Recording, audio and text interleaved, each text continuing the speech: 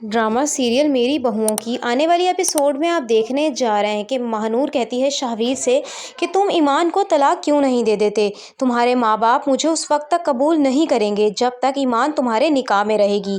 जब तक ईमान इस घर की बहू रहेगी हर बात में इसी तरह सब मुझे ईमान से कंपेयर करेंगे।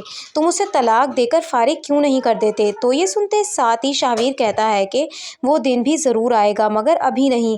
वो मेरे बच्चे की माँ है, मैं उसे ऐसे तलाक नहीं दे सकता। मैं अपने बेटे से अपना ताल्लुक नहीं तोड़ सकता। बात को समझो, ईमान सिर्फ मेरे निकाह में है, मेरी ज़िंदगी में नहीं।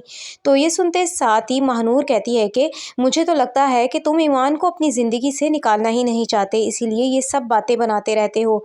जब तुम उसके साथ नहीं रहना चाहते तो उसे अपने निकाह में रखने का आखिर मकसद ही क्या है।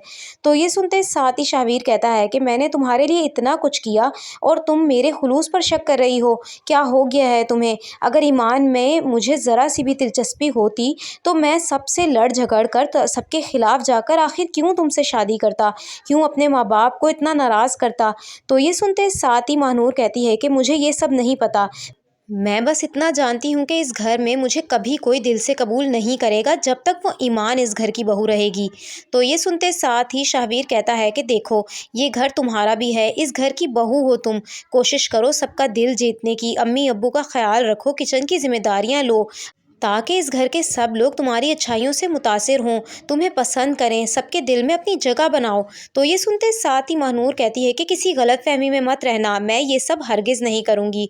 मुझे किसी की खुशामद करनी नहीं आती, मैं ऐसी लड़की नहीं हूँ। तुम जानते हो मुझे घर के काम करने नहीं आते और ना ही मैं किसी का ख्याल रखूँगी।